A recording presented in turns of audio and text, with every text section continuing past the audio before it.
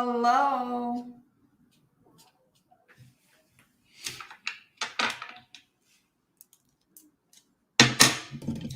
Good evening.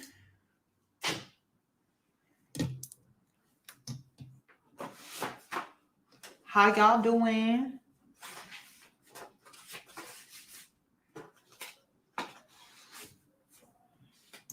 Just give me one sec. Oh.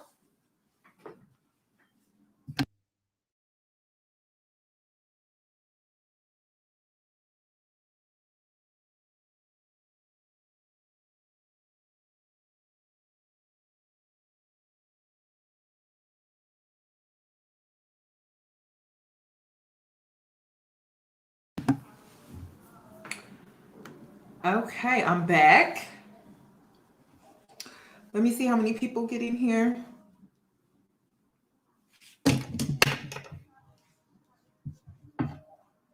Let me see.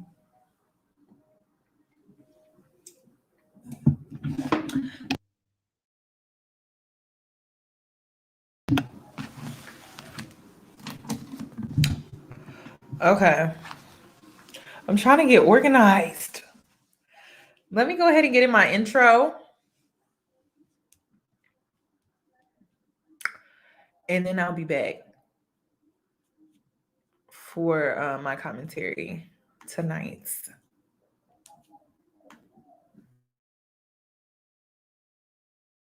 Hey boos, in this video, I give commentary based on my opinion.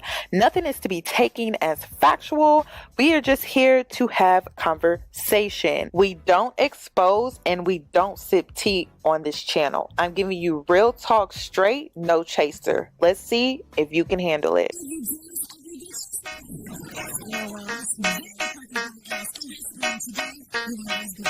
Cause I'm a boss.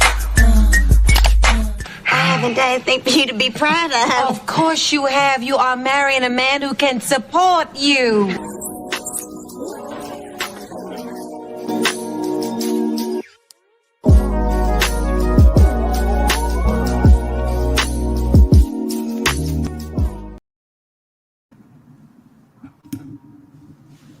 Are you guys ready for this? Hello, Femis. How are you doing this evening? Okay.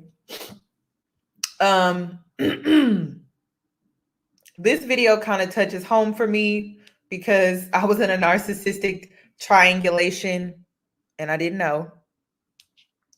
I eventually caught on. And when I caught on, I dipped. I left the situation alone.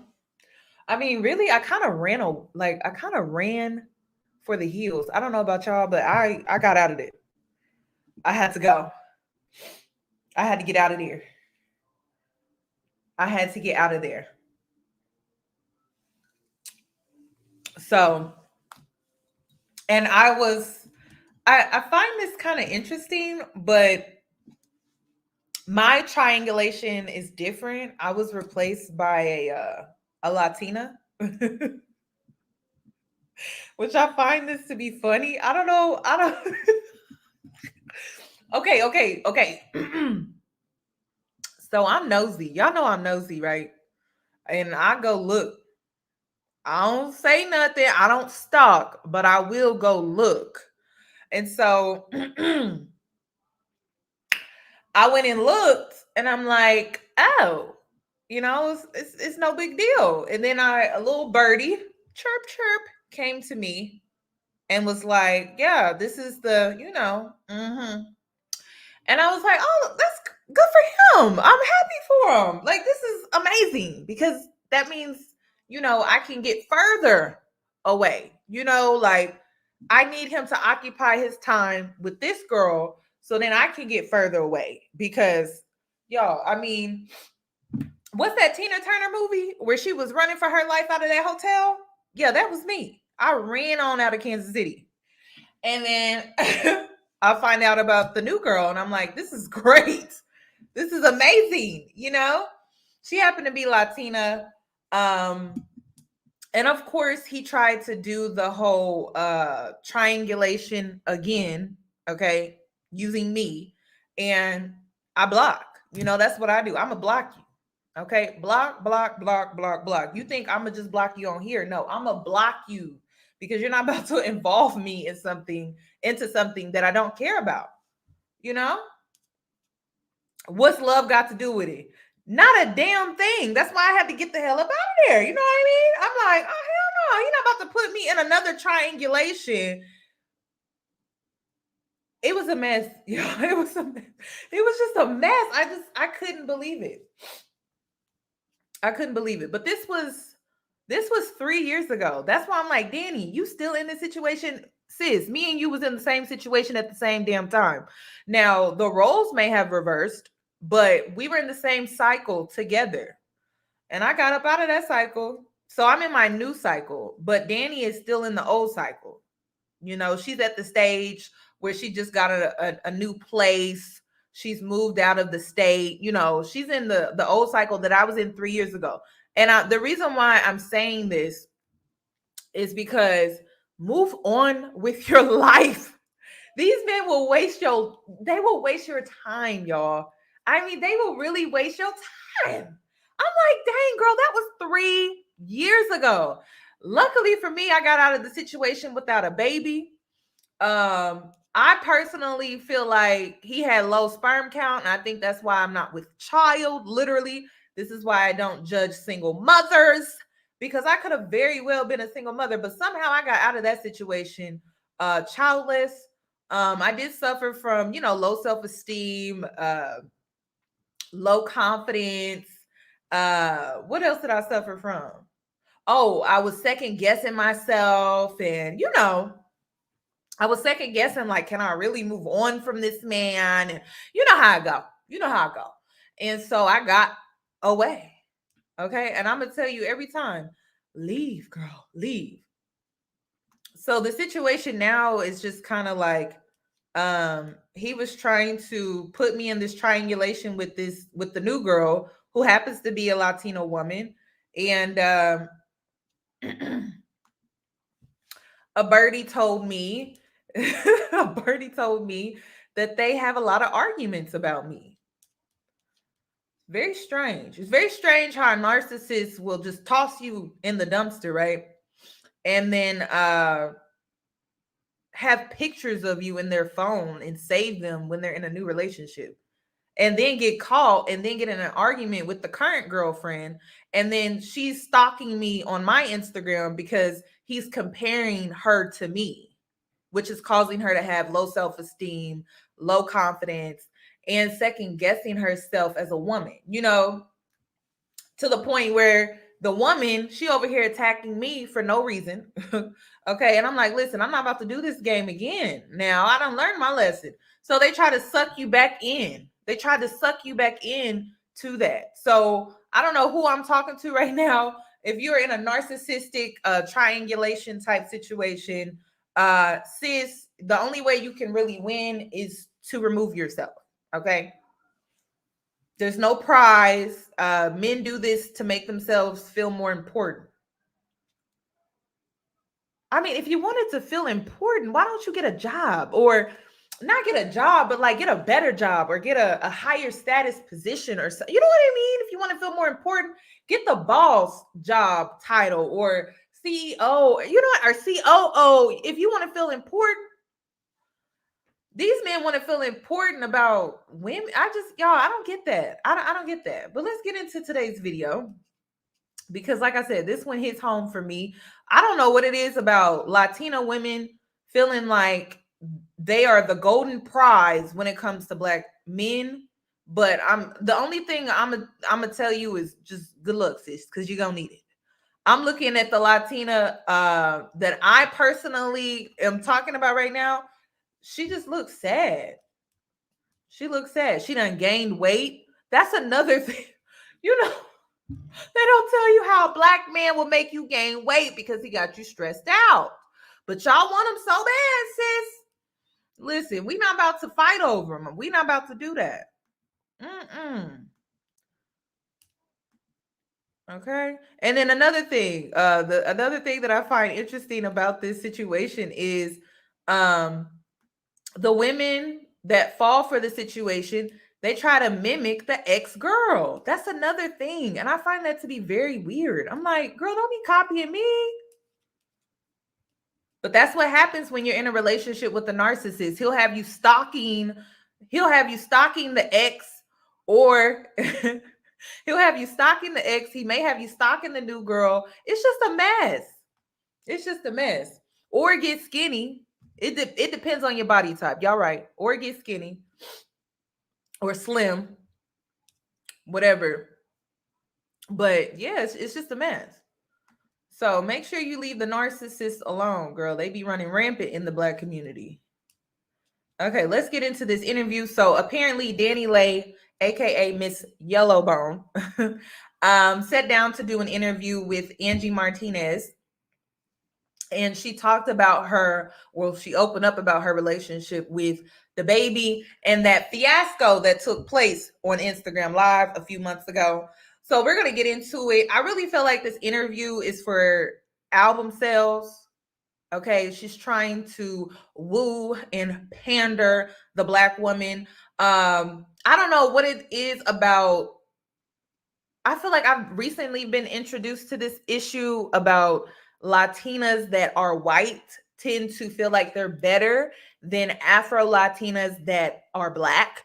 And so there's this I don't know, this tug of war, I feel like I'm better because I'm lighter than you. I have a friend, she's Dominican, she's a Black woman, but she grew up around white Dominicans, and so she had to hear very racist comments about, where she comes from, how she looks, her hair texture. She's going to Dominican salons, and they would y'all, I mean, they damaged her hair, and she would always have to be in the salon getting perms and stuff like that because within the Dominican culture, your hair has to be straight. Okay, so they gonna lie and fry and lay you to the side. So this is a common issue in a lot of cultures, like Indian culture. So it's just, the DR colorism is strong. I'm learning about it. I'm learning all about it, girl. I'm learning all about it. My Dominican friend, she be telling me all type of stories. So, I'm getting very educated when it comes to colorism and other cultures as well. It's insane how this is a thing in so many different cultures. It's absolutely insane to me. Okay, let me continue. You guys, if you are sending me super chats, I'm just going to put it on the screen, but let's go ahead and get into it because I've been talking too much. Thank you for the super chats. This is Angie Martinez. I am in Los Angeles, California to sit down with Danny Leigh. Not for my first time. I've actually sat with her a couple of years ago when she was promoting her album, The Plan. But a lot has happened in her life and her career over the past couple of years, including some controversy and what she calls a toxic experience that we all witnessed on IG Live happening between her and the father of her baby daughter. Danny has been pretty quiet since then and taking care of her daughter and working in the studio. And this is the first time she will be talking about all of that today. Hi, Danny. Hi. First of all, you look beautiful. You look beautiful. Thank you. What's happening with you? What's happening in your life? What is this glow about? I'm definitely in a better place. Thank God. It's been a long 2 years. A lot of growing, a lot of learning, a lot of obstacles. So yeah, I'm in a better place now. Been praying, been working hard, been very focused. I'm a mommy now. So your baby is so cute. Thank you. Valor is her name. Yeah, my baby Valor, baby Leigh. I didn't know that was her when I walked in. I was like, whose baby is that? She's delicious. And then she was half asleep and she woke up and she gave me a big smile. Oh yeah, she's always smiling. She's so happy. She seems like a really happy baby. So happy, and she's so good too. Like so well behaved. Like she only cries when she's hungry. How is that? How's being a mom? It's good. Last time I saw you, you weren't even thinking about being a mom. Oh no, I was like, how long ago was that? Like 3 years ago? Your hair was 2 years ago? 2 years ago. Yeah. Yeah. It was a minute God, ago. it was only 2 years ago? No, it had to be 3 years ago. It was longer than that. It was 3 years ago. You were like at the beginning. Yeah, I was in the beginning for sure. So you did good. She's Thank beautiful. you. She seems really happy. being so sweet. Yeah. I'm seeing a lot of y'all in the comment section saying, she looks different, she looks off. Girl, the last time you seen this girl, look, I'm not laughing at her. You know, like it's just a real, the situation was a sticky one, okay? And whenever I'm in a sticky situation, I tend to laugh. Like I'm not laughing at you. I'm just like, oh my God, like this energy is so awkward. So I tend to laugh. It definitely seems fake. It seems forced. It seems like she's doing this to sell records. I feel like she's doing this while also still wanting to be with the baby, Mr. Jonathan. And by the way, y'all, y'all know I'm nosy. I am nosy. I don't speak on everything that I see, but I'm definitely nosy. And yeah, so I did some research. Someone sent me Mr. Jonathan. I have to call him Jonathan. I can't call him the baby. Because after I saw what was in his pants, it all made sense, y'all. It made sense because I'm like, this man is short. It looks like his breath is funky. He always got a short temper. Everything about him just seems like, why would anybody want this man? I mean, yeah, he got money, but money ain't enough. It just ain't enough. So somebody sent me a little photo situation, and if you want to go look at it, it's on my Twitter. It's on my Twitter, and I was like, okay, this makes sense. This makes a lot of sense. I'm gonna tell you now, to all the young girls that are out here, hello, how are you? I will say the best sex you will ever have, it will be toxic. Okay, it will be very, very toxic. Why? Most likely it will be in a toxic sneaky link relationship, a toxic friends with benefits relationship, or just a toxic relationship.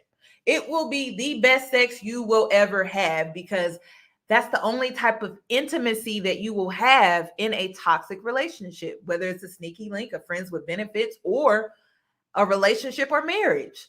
So because that is the only intimacy that you share with this person, it's going to be the best sex of your life. Now, I'm telling you this because sometimes, you hop in the sack too soon. You don't really know what you're getting yourself into. And when situations like that happen, and I'm speaking from experience here, so don't think I'm judging nobody when I say this, but you tend to jump in a situation too quick, and then like all of a sudden you're on this joy ride, right? You're on this roller coaster and everything's going well, and then all of a sudden you just crash and you burn, girl. And if you want to know what I mean by the burn, your chest, girl, your heart is on fire. And then you're going to be looking up like, oh my God, how did I allow this to happen? How did I get myself in this situation? Okay. So just so we can sum that up, I'm going to tell you how it starts and then how it ends. You will burn and then you will crash. That's typically how it goes. So I'm just telling you now, the best sex you will ever have is a toxic relationship. It will be the best sex of your life, but it's really not worth it. And the reason is because it always ends horribly. It ends bad. It ends like situations like this. Okay. And we're gonna get into some celibacy talk here towards the end of this video.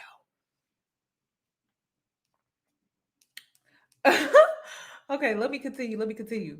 I'm pretty sure Danny is still in her healing phase. I feel like she's in this phase where she's moving forward. She's going through all of the motions and things like that. But on the emotional end of it, like she's still dealing with everything. Like she's still affected by this. She's still in the healing stage. And so for us, it's like, ooh, her energy just seems off. But yeah, she still wants this man. I don't care what nobody say. She's still in love with this man. She still wants this man. If this man came knocking at her door, she would answer it. Okay. So I'm sure it's changed you, right? Like being a mom. Yeah, it's definitely. I just feel like I have a purpose now. Like I always felt like I had a purpose. Like work hard. I want to inspire people. I want to, make a life for my family and everything. But now I just like I can't play. Like the focus is like solely on working and myself because I got to do it for her and provide for her. So it's definitely changed me. It's what I needed, like a blessing. And it sounds like you are having some therapy with the music. It feels Y'all like nasty. your Y'all on my experiences Twitter are being going to be nosy. showing in some of the music that you're working on now. It's crazy because while I was in Orlando at the time, right after I left Charlotte, Rodney Jerkins, I found out he was out there. So I was like, oh, let me hit him up and see if we could work or something. And he had a whole camp going on. And I hit him up and we linked up. And I kind of told him everything that happened. He had no idea because he was not on Instagram. Serious? No. I'm like, how do you not know? Rodney, Right. What planet? Right. So I showed him like everything and he was like, oh, you got a story to tell? And I was like, yeah. I mean, sometimes music's out. People who have artists who have stories to tell, who have been through some things. No, for sure. Which I feel like there's so many things I want to catch up with you on because it's been so long. But I feel like the elephant in the room, obviously, is because you've been quiet. You have been like on purpose quiet, right? Like you've been kind of probably sorting through what you had to deal with. But it was November. This IG live happens, and it was just from the outside and not knowing what was going on in your personal life. It was hard to watch. You know what I mean? It was like shocking. What could you tell us about what was happening that day for you? I would say me and him were in a very bad place in our relationship. I had left before that. Like there was a time where I left before that, and then we tried to work things out. So I came back again. So I was living there for the 3 months, and my baby was born in Charlotte. So it was just a bad time, bad everything. Like we were just really going through it, and you know, a lot of things were said, a lot of things came out that night. In front of everybody. Right. We were like, I'll admit we were pretty lit. I was drinking a bottle of wine, and so it all came out on that live for sure. And yeah, it was very triggering and very sad. I wish it didn't happen because I don't want my baby to see that later on in life, but she'll grow to be her own person and be able to take things in. And yeah. What will you tell her about that day, about what was happening? Have you thought about that? I have thought about that, but it also, I feel like, just depends on the type of person she grows up to be. Like, the only responsibility I have is to, you know, just raise her to be a strong woman, and she'll feel how she feels. I feel like she's her own person, so. The thing about it is, like, I believe she was lit, y'all. I do. I believe she was lit. But how you lit and you breastfeeding at the same time? But it seems like she was giving the baby a bottle. I'm gonna say this. Typically, when you're in a toxic relationship, you tend to use coping mechanisms like alcohol. You could be using weed. You could be eating emotionally, snacking all the time because that's your only way of feeling some type of comfort. Sometimes you drink, sometimes you smoke because you're trying to mask the feeling that you have going on, like when things are not good. And that's the thing, like when you're in a toxic relationship, like it really is a roller coaster. Like you have your highs, you have your lows, and then you have your low lows. And you know, sometimes like the only way to really deal with that is by using, you know, different vices that tend to be not the healthiest or the best for you. But that's when you're in a toxic relationship, you're in low vibrational energy. So you don't even think like, hey, maybe I should go meditate, or hey, maybe I should cut this person off, or hey, maybe I should separate myself from this situation and this person and focus on myself and give myself the love that I so desperately am trying to receive from this person that doesn't know how to love me in the way that I need. There's a lot of reasons why somebody said a few highs. I mean, I guess the only highs that you really get is the sex. And then you stick around just for the sex. You get to that point where you just need your next fix. So sometimes it's also gifts, trips, money. Okay, I'll check my email, but can you send me another one so it can like pop up to the top? Because that's the email that I don't check. Okay, let's continue. We all get, listen, everybody been in relationships that were healthy, not healthy. Right. you're not the first girl to to be in a relationship Right. that maybe could wind up where that was. But Right. I think what shocked a lot of people is the way that he was talking to you and the things that he said. He called you his side piece. Right. He told you to leave the house. It just seemed like it was a really toxic situation. Mm-hmm. That wasn't the first time that had happened for you. What was it like? What could you tell us about your relationship and the situation you were in? Well, When you're goofy, you just get treated like the clown.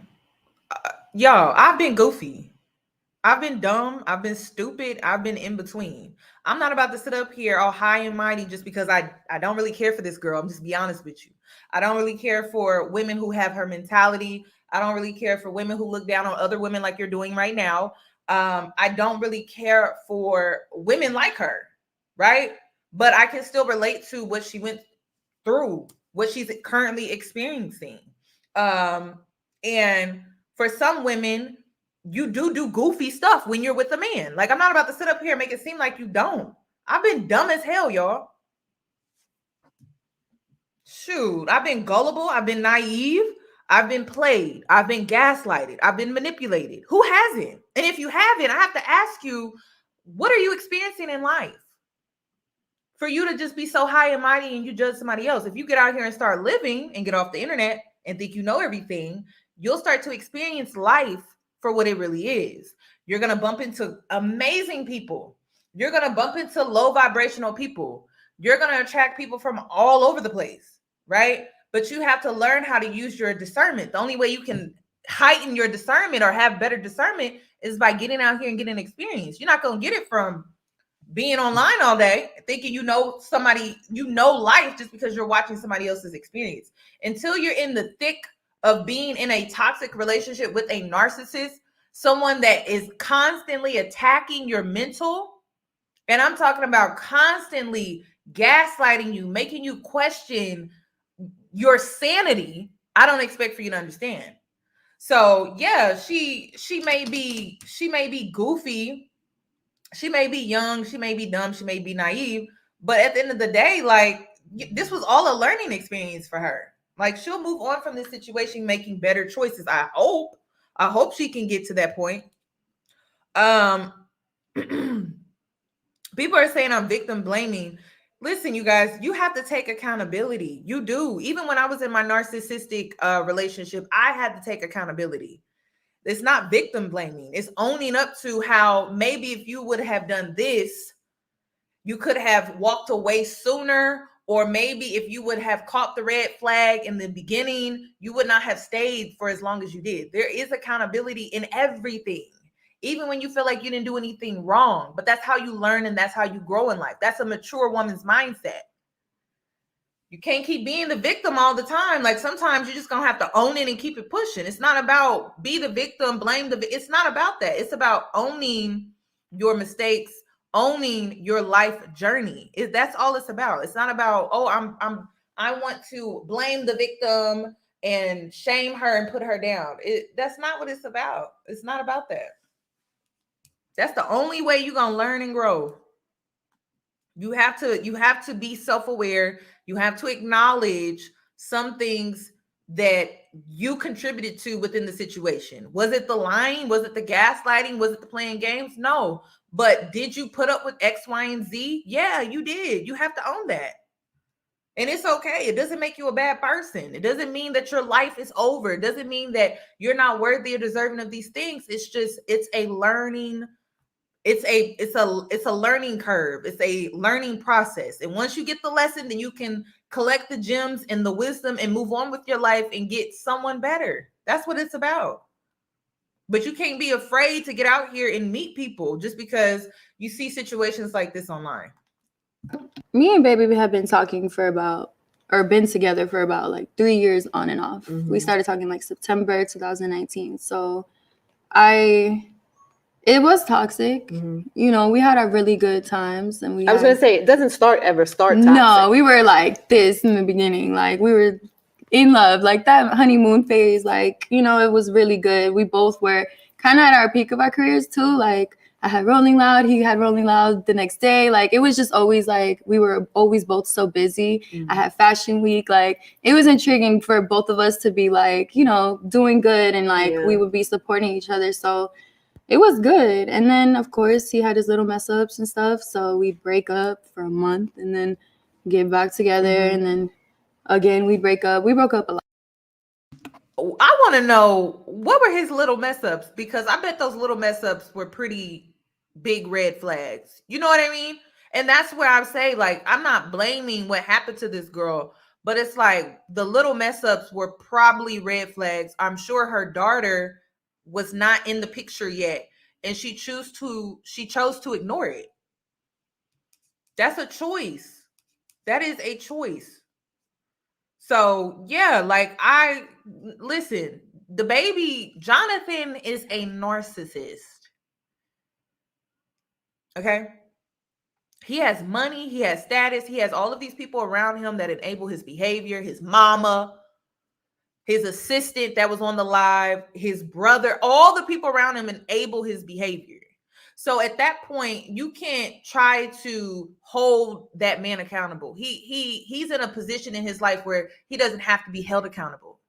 There will be people that will support him, people that will buy his music. His mama's still gonna love him. His brother's still gonna be there for him. His assistant is still gonna be there. The only way he's going to reap what he sows is through karma. So y'all can keep putting all the focus on the baby, but at the end of the day, this man walks around like there's nothing wrong with him. And then he has people around him that doesn't hold him accountable, tends to enable his poor behavior and his choices. And then he feels like he's untouchable by the law too. Have y'all noticed that? The baby feel like he's untouchable by the law because he got away with that. I can't say the K word, but he got away with unaliving that man in Walmart when he had his daughter with him. So he just feels like he's completely untouchable. He's also a narcissist. So like, putting the focus on him, he's a lost cause. He is a lost cause. And some of y'all dealing with narcissists right now. He's a lost cause. Save yourself. And that means you have to take accountability so you don't make the same mistake twice. He is a lost cause. The only thing I'm gonna say is, like, God, his daughters, and then he got all girls. That should tell you something. All of them girls.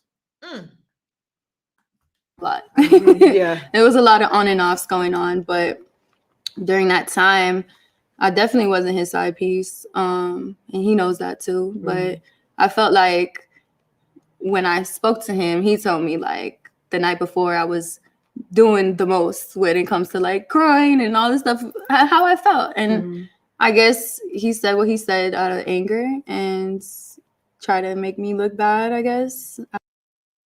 I'm gonna keep it real with you. When it comes to a narcissist, you are the side piece. He's the main entree. He is for himself, sis. You were the side piece. Mimi was the side dish. I don't know if she was the starter. You know, when you start off with a meal, you get your salad or you get a soup, and then you move on to the main course meal, and then you have dessert. You know what I mean? Like, girl, I don't know in what order y'all are, but just know that you are not the main entree. You're not. He is. That's what these two women don't understand. They still think that they played some significant role in his life. And it's like, you didn't. You were a side piece. Mimi was a side piece or a side dish, and so was the third baby mama. He is the main entree. Okay? And then the kids, I don't know what they are. I guess party favors for when you go home. You know, the little peppermints you get and the toothpick that you get when you walk out the restaurant. I mean, like, you know what I mean? Come on, y'all. Come on, we better than this. We are better than this. Now, this is ridiculous. We are better than this. That man is for himself. He ain't for nobody but himself. I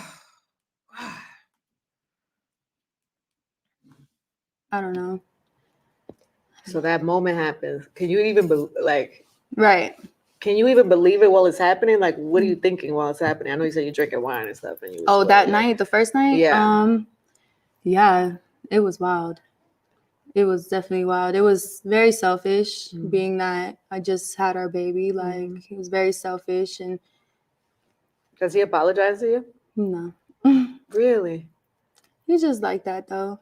As you can see, you seen his interview. He said, does he regret anything? He said, nope. I live life without regrets as well.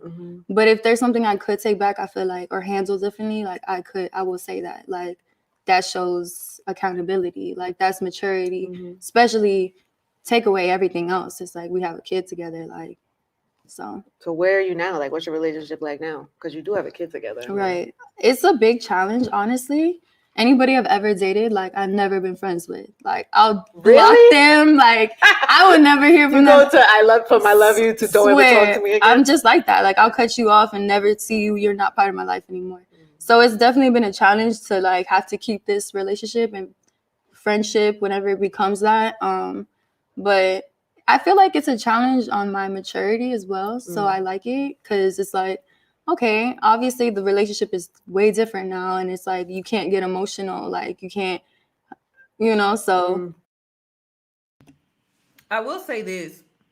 I won't say to make the healing process easier, but to actually heal from a narcissistic relationship, I do feel like you can speed up the process by coming to the realization and understanding that everything about the relationship was fake.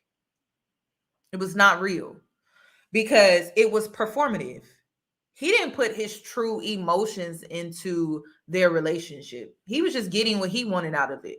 And unfortunately, a baby came from it. But I think to really speed up that process is by just coming to the realization and swallowing that pill that the whole relationship was fake.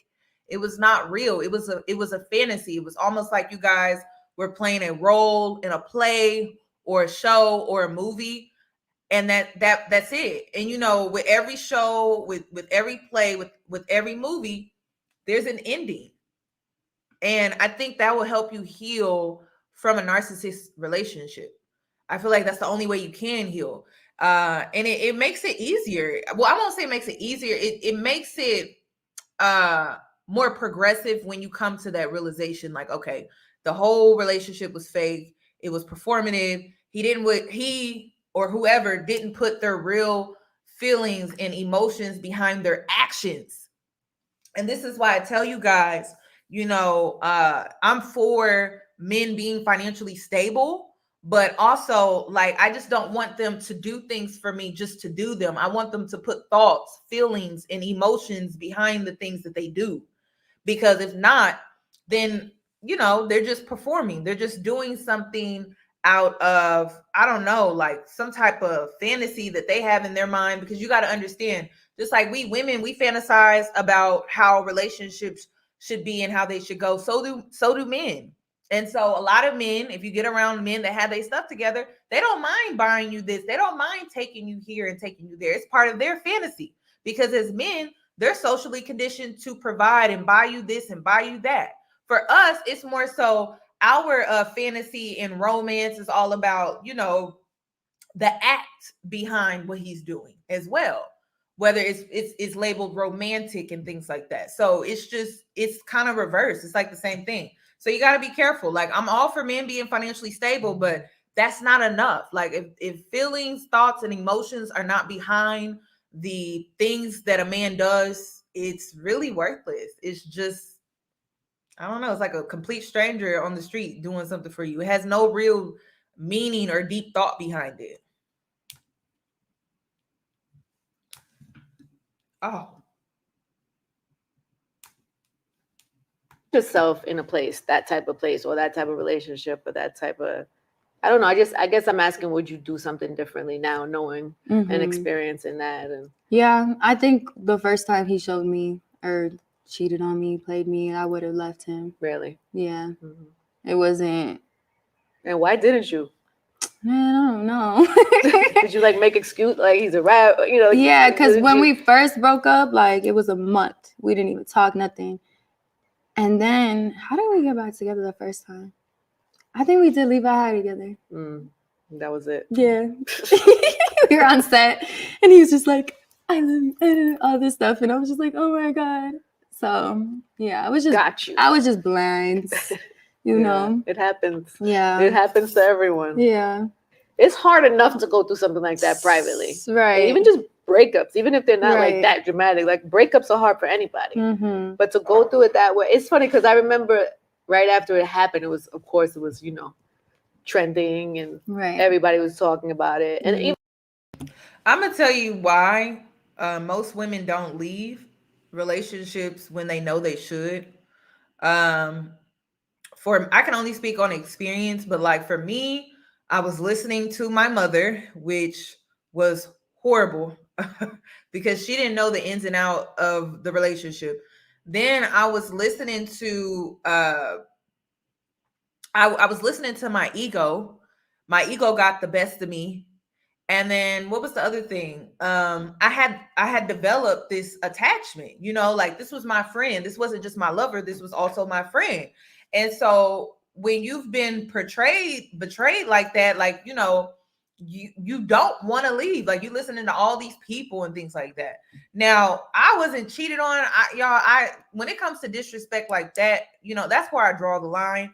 But like little petty stuff, little catty stuff, I really could care less about that type of stuff, but I was still listening to older generation of Black women that teach you to struggle and hold it down and stick it out. You know, they teach you that type of stuff. And that's why I warn you guys about that. Like sometimes taking advice from the older generation of Black women is not the best advice because they were conditioned to stick beside them, be a ride or die, hold them down. And the whole time they never talk about what happens to you when you do that. Like you start to become insecure, you start to question yourself, you start to it's almost like you're conditioning yourself to tolerate pain, emotional, and it's just it doesn't get better. If anything, it gets worse.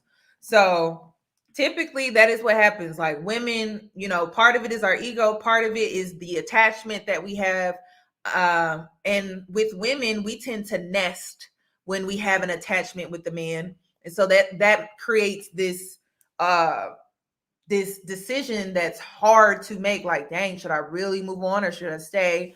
And then also sometimes you get horrible advice. You get horrible advice from the women around you. And I'm gonna get into that later in this video, but you get horrible advice from women. And then you got to understand too, the woman that you're getting advice from, does she have low self-esteem? Is she in a healthy relationship or is she in a toxic one? These are questions that you need to ask yourself before you go to this person and ask them for advice.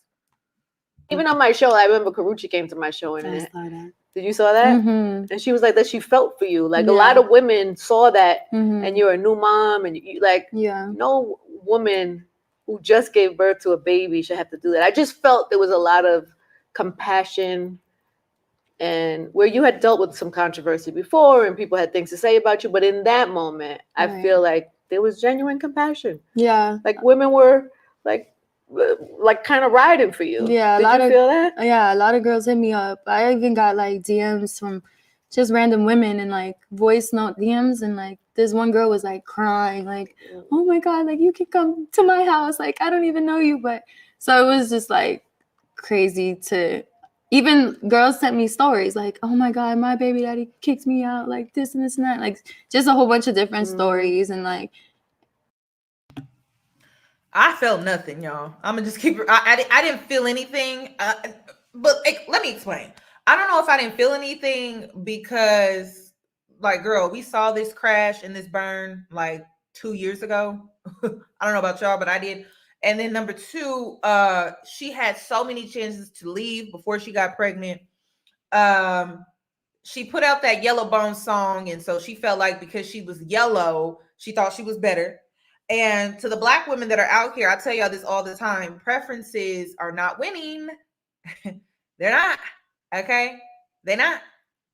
These men done manipulated them, done made their head all big because they light skin and got straight hair, you know, or curly hair or whatever the case may be, a silkier texture. You get what I'm saying? And so these men done convince them that they the chosen one, they the prize and all of this stuff, but they don't get treated better. That's the part that I don't understand.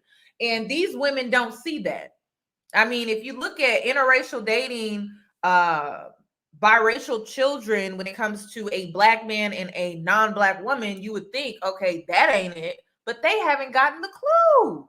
Then another part of me is like, I don't know if I didn't feel any type of way because my tolerance level, which is sad, for toxicity is so high. I'm like, girl, this is just another, this is just another toxic relationship. You know, seen this with Tanya, Tasha, Keisha, Nicole. You know what I mean? Like, I'm like, you done seen this before. This ain't nothing new. So I don't know. I'm just like, no, I tell you that all the time. The preferences are not winning. There's not too many woke ones out here, but the ones that are woke, they know that. I tell you that all the time. They are either delusional, they believe the things that these men say to boost their head up to make them feel a certain type of way, right? About themselves when it comes to black men. I don't know. Like it's delusional as hell. Cause I'm just like, I don't see how they're winning. I mean, I look at Erica Mena, I look at Joe Budden, I look at all Tyrese and his wife. I mean, I just don't see how they women. All of them being left to be baby mamas. Chris Brown. I mean, how many baby mamas? He got 3 baby mamas. I mean, the interesting thing about this is preferences don't even see how their image is being tainted by dealing with black men. I don't think they even see that. Because, we as black women, our image was tainted. We birthed their kids. They would abandon their kids. They would abandon their family. You know what I mean? And so now they're doing the same thing with these women as well. So it's tainting their image. And you know what it's doing for us and our image is boosting our image. So the fact that they don't even want to date black women, it's like, well, I ain't gonna trip about it. This ain't 2010. This is not 2000. Oh, Iggy too. This is not 2010. This is not 2011, 2012. Black women do not care when black men date out. We don't. We're grateful. We appreciate you, sir. Date whoever you want to date. I'm here for it. I do not care. When I say I don't care, I don't care. I do not care. This is not 2010. This is not high school. This is not even college. When I say I don't care, I do not care. I just be like, well, ain't my concern. Ain't my business. I didn't used to be like that. Like I used to be so concerned. When I say I'm not concerned, I am not concerned at all. I don't know. I definitely felt more connected to a lot of women and yeah. Did people reach out that we know? Because I think Karuchi said she DM'd you or something. She didn't know if you got her message. Did a lot of other women? Summer hit me up. Who else hit me up? Bia. She posted too, right? Summer posted it. Bia hit me up. Melly hit me up. A lot of people. I can't even name them all because that must have been. I mean, cool. To feel like support in a moment like that is for sure. Especially when the social media is ruthless. Right. I didn't even realize how crazy it was until I saw everybody and then looking back at it, I'm like, oh my gosh, what a moment. I get that. Yeah. You've had some moments on social media that have been challenging for you too. I know. Think about you put this song out. Was like a year ago? Was it a year and a half? Or was it longer? I'm so bad with time. It was like a year. It was a snippet. It wasn't even a full song, right? Called Yellowbone. I feel like I'm stopping this like every 5 minutes, but I have to. Wait. There was somebody in the comment section that said, why are black women backing this? I don't know. I'm not going to influence you to back it. And let me explain why. Okay. These are the same women that would not spit on you if you were on fire. So when I say I don't feel no type of way, I don't feel no type of way. This is the same woman that felt like she couldn't catch on fire. So when I was on fire, she couldn't even spit on me to get rid of the fire. She wouldn't even spit on me. She wouldn't even just spit on me, girl. So now that she on fire, I'm not even expected to spit on her. I'm expected to go to the fire department, pull out the hose, and spray her down. Like, I'm not doing that. Black women, if the energy is not being reciprocated, you sit down. That is a boundary you should have with everybody. Your mama, your daddy, your sister, your brother, your auntie, whoever. If they don't reciprocate, you don't give. And it's that simple. And then you're going to break your neck pouring from an empty cup. It don't make sense, y'all. It don't make sense. So when I say I don't feel no type of way, like, yeah, I'm a talk about it. I'm gonna collect my check. I sure am. And I was thoroughly entertained by what took place on live. But at the end of the day, like, this as far as it goes with me, that's it. It's nice that all the preferences, except for Summer Walker, because she just went through it. But that's another one. It's like, girl, you saw that train wreck happen before it happened, and you decided to still take the train to I don't know where, and now you want sympathy, and it's like, come on. Come on, y'all. So when I say, listen, y'all gotta stop being for people. You gotta stop being the person that you need for other people, especially when you're being that to people who wouldn't be that to you. And it's really that simple. It's a two-way street. And I need Black women to understand, like, you don't owe nobody nothing. You don't. And yes, Summer Walker is a Black woman. She knows how it feels. She knows how it feels to be publicly humiliated. She knows how it feels to be not the first or the second baby mama. So, they can relate to a lot of things. But this girl came out with a song called Yellowbone. She has made it known that she thinks that she's better because she's a preference and she's Latina and she can speak Spanish. But somehow she got with a Black man and got treated poorly. Because apparently, word in the street is that they get treated better. You don't. So I don't get that. Like, I don't get that. If it's not being reciprocated, it ain't happening. So if the Latinas of the world want our sympathy, they need to extend it. Instead of feeling like you're better just because this Black man done manipulated you into believing that the ex that he was dealing with, that was a Black woman, oh, she was just so hard and she was just so masculine and she was just unfeminine. Girl, we didn't want to put up with his bullshit. And so now you have to put up with his bullshit. How does it feel? Does it feel good? Does it feel great? Because now a lot of these preferences are starting to sound like us. They're starting to sound like us. I think it's interesting. They all singing the same song, the same hymn, and now all of a sudden they want some type of sympathy from us. It ain't happening. We keep the same energy. So if you want our sympathy, you should have gave it. You didn't. You out of luck, I guess. Close it up shop. Listen, it's a new day. It is a new day. These girls are going to learn. And don't be taking our sayings either. I be seeing that too, and that be making me mad. I'm like, why she sound like us? Come up with your own sayings. Don't be sounding like us. Come up with your own sayings.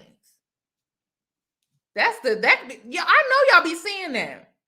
I know y'all be seeing that. I know y'all do. I just be like, girl, you are not Black. You may be dealing with a Black man, but you're not. Like, there's a reason why we do the things that we do and we say the things that we say.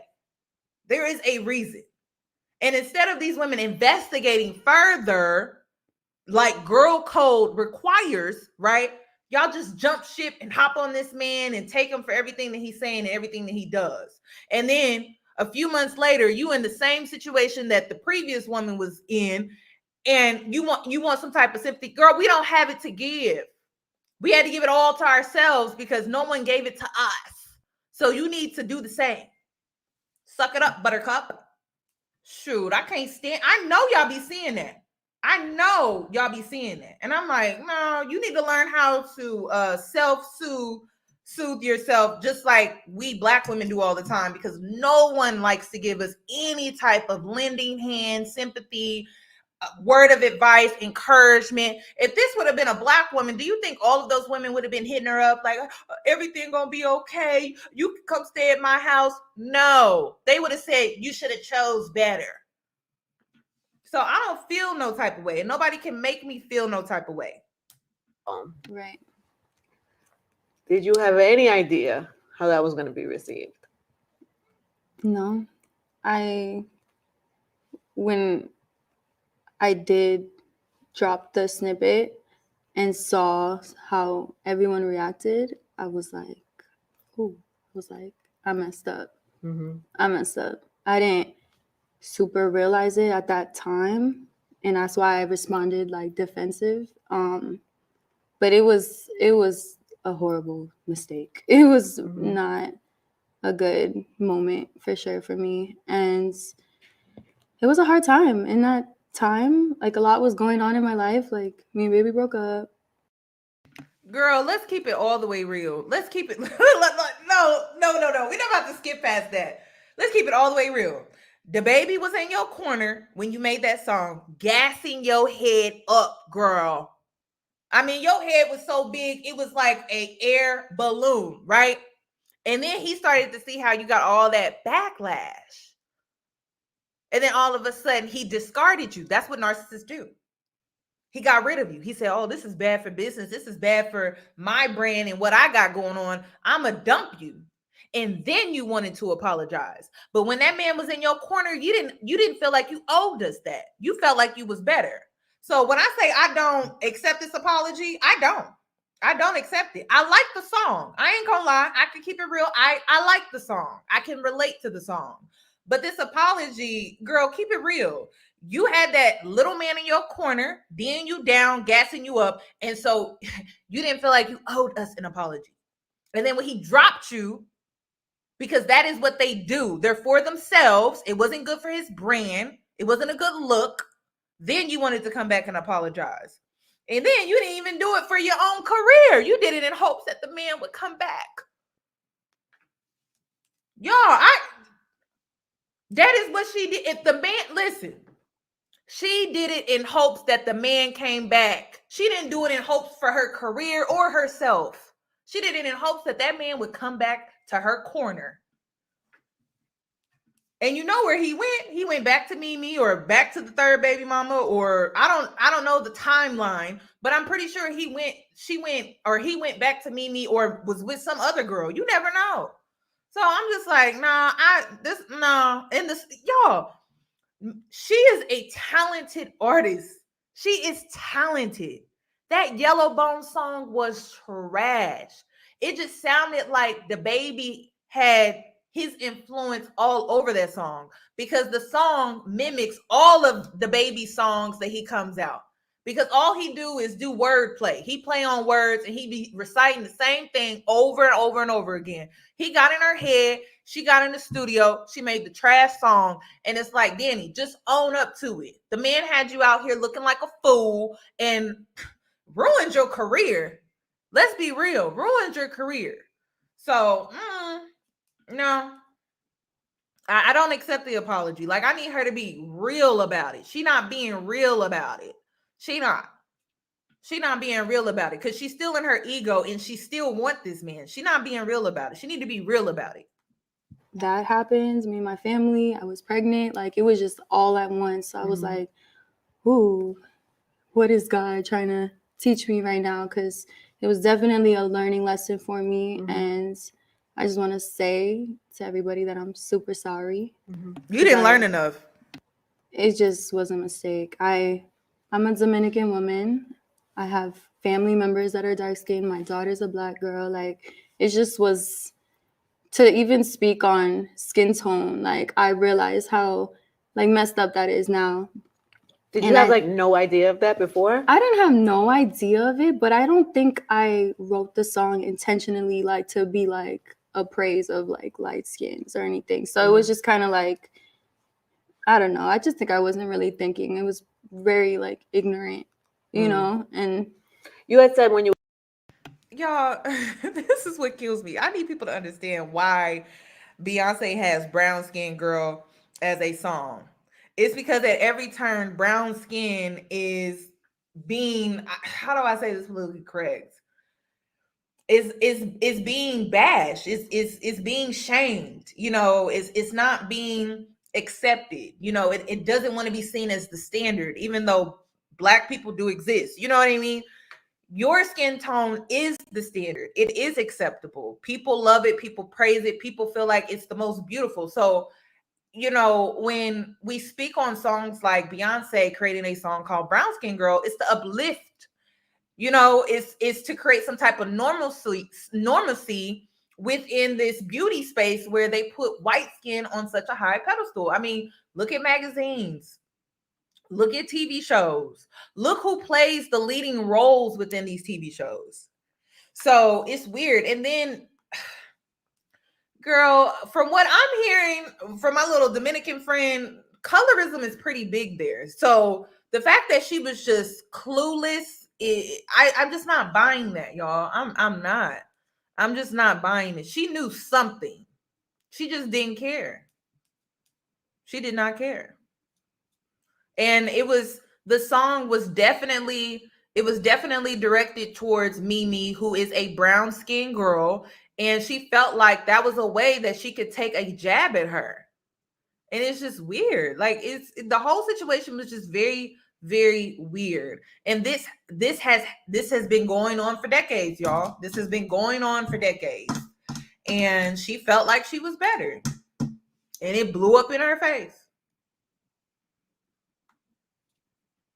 So I don't know.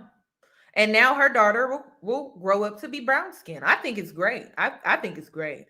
We're not gonna get a authentic and genuine apology, but her daughter will be the very thing that she wanted to bash by uplifting her skin tone. I think it's interesting. You were like being defensive that was a term that you had heard, and you didn't think it was a negative term. You didn't know better to know that it could be, you know, a negative term. Yeah. So was it a complete surprise to you when people reacted the way they did? It took me a moment for it to kick in, where I was like, "Ooh, I get it." Like, you know what I mean? So no, you were in your ego, sis. Like, yeah, not the right decision. And then I've done my research and I've done all that now, and I've seen like how sad it could be, like for dark-skinned women in the industry, in the music, TV, film, regular life in general. Like, it's a big. Y'all, if I would have watched this interview before I did this live, I would have brought up the receipts. This girl was on Twitter referring to herself as Afro-Latina, and then she changed her mind about that for whatever reason. Must be nice. Right? Because I don't know. I guess it benefited her more not to be Afro-Latina. I don't know. She knew.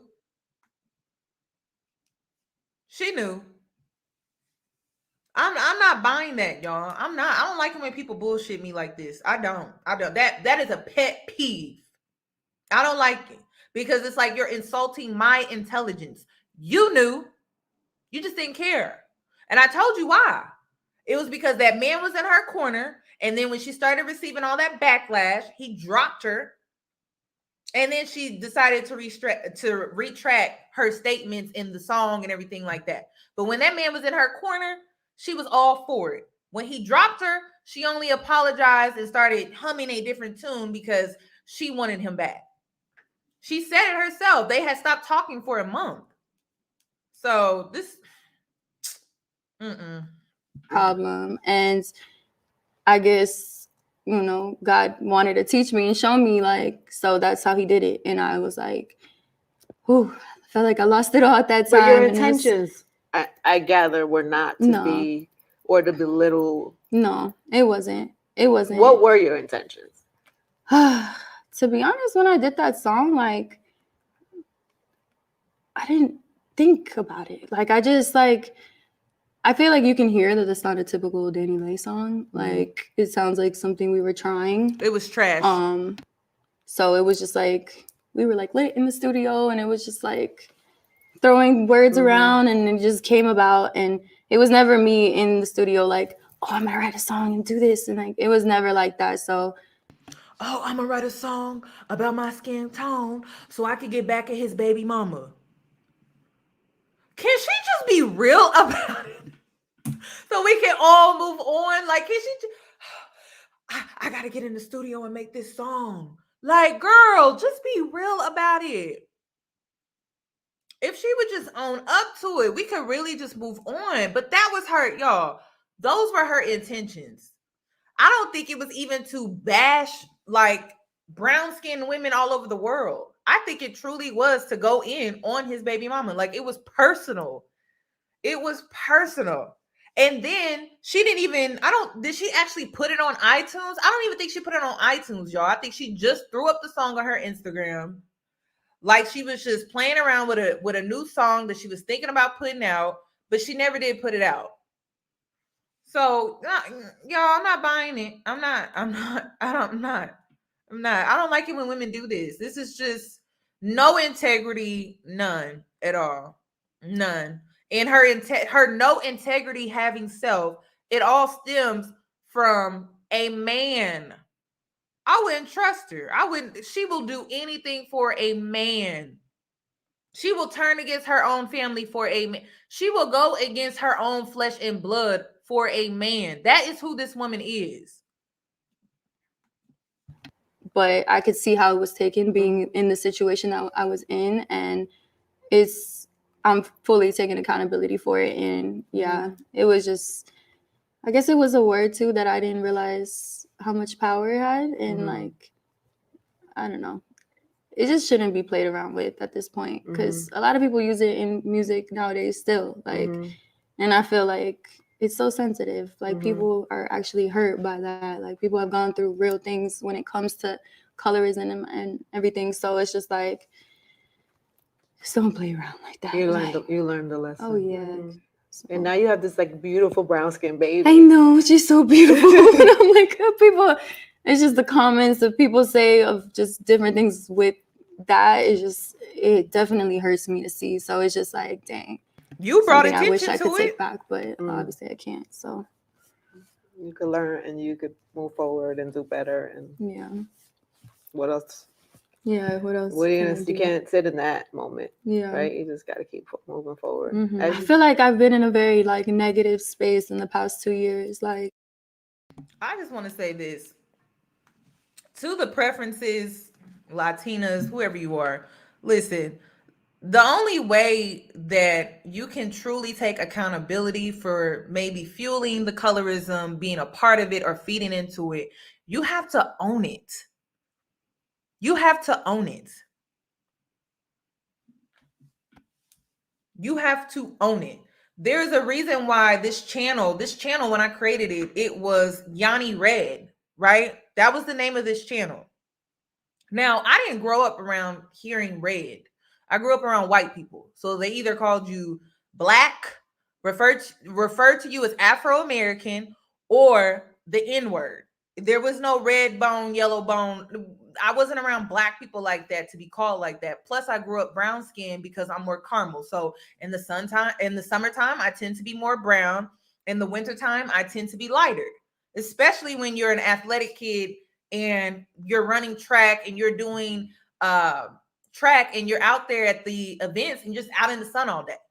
The only way you could truly take accountability is correcting your behavior. Like, I removed my name, even though red, it wasn't what people thought it was. It was just, I like the color red. I put 2 D's at the end because I was plus size. People didn't see that though. People didn't see that. People felt like I was feeding into colorism. So my way of taking accountability was changing my name. I didn't want to represent that anymore. I didn't want to feed into that anymore. Even though that wasn't my intentions, right? It still fed into it though. So I changed it. That's the only way you can really do it. Light-skinned Keisha, she needs to change her name too. She's another one. It's like, girl, like, stop feeding into it. Like, if she may have made it for whatever reason. Her intentions may have been pure for whatever reason. But at the end of the day, like, if you're feeding into it, you're trying to profit off of it, you're part of the problem. So change it. It shouldn't be a big deal. You're going to be who you are without the label or the name anyway. So I just don't understand that. Oh yeah, mulatto too. That's another one. That is another one. No, I changed my name. Like it's not a big deal. Like it really was for the color red. I still like red to this day, so it's not a big deal to change a name. If you're not trying to feed into colorism, you have no problem with changing it. It is what it is. People don't believe me, but y'all, like I grew up around white people. Nobody, only black people care about skin tones. White people don't look at you like that. Okay? And there's a word that I want to use, but I can't use it on here. They don't care about that. They do not care. Only black people care about that. And unfortunately, I grew up sheltered. My dad didn't want me hanging around his family and things like that that would probably use that type of language. So I just was not around that. I'm sorry. White people don't care about that. The only people that care about that are black people. We are the ones that facilitate colorism. It's not white people. White people, they facilitate racism. So if you want to know why colorism still exists within the black community, it's black people.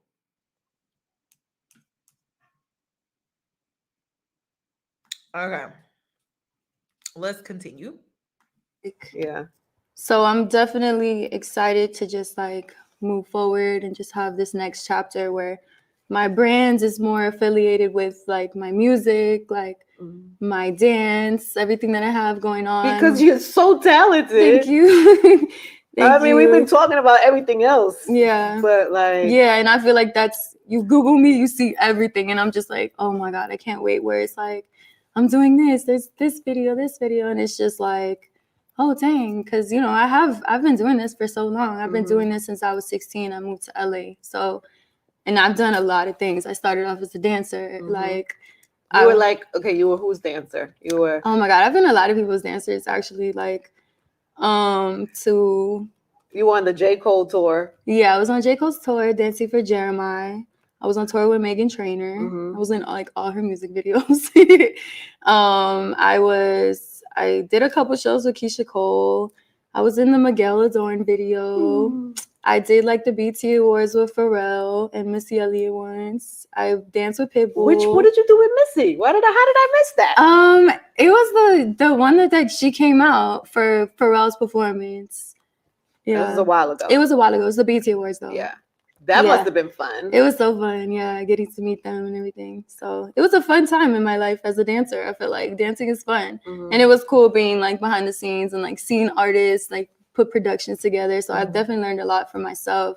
And then now it's like I'm stepping into choreography more. Like nice. Yeah, I got like some dope things coming. So I'm gonna like do all my stuff too. Like, so I'm just focused on like work, trying to be the best me, like with everything God gave me, like abilities, or it's just really heightening them. And now I agree with her on this. Like when you come out of a toxic relationship of any kind, friends with benefits, sneaky link, relationship or marriage, the best thing that you could ever do is get back to you. Get back to what you love. Get back to your hobbies, things that you enjoy doing. Get back to, hopefully, if you didn't run your friends off, get back to your friends and checking up on them and being there for them and doing things with them. Get back to focusing on your career and how you can level up in your career. Get back to you. Keep busy. And as you're keeping busy, you're also working on yourself by healing, working on your shadow side, reflecting on everything that happened during that time frame of you being in that relationship. What did you learn? What did you take away from the situation? What would you do differently? What do you need to apologize to yourself for?